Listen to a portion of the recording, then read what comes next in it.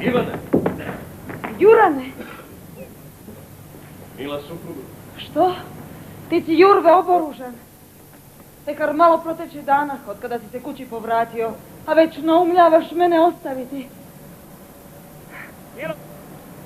Ti ne znaš kakav čemer, kakavu brigu odlazak svoj meni uzrokuje. Blagorodna žena. Ne brini se za to. Ako ja na bojištu i padnem, ostaće ti još moj otac.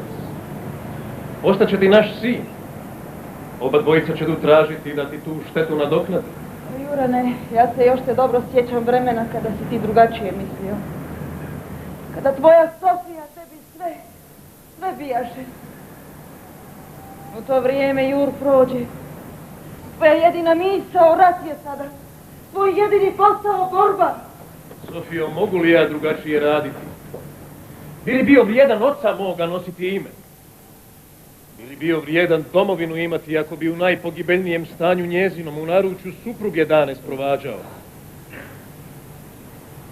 Ne, Sofijo. To ne bi misao tvoja. Da, Jurane. Iz utišenja duše i srca moga vidim da pravo govoriš. Ponosim se da se tvojom ozivam. Kiti onamo gdje dom i rod od propasti izbaviti možeš. No ipak, nikad ne zaboravi da te doma nježna ljubeća supruga i nevino čedo čeka. Ostani s Bogom. Molitve vatrene ljubavi neka te slijede u krvnu borbu.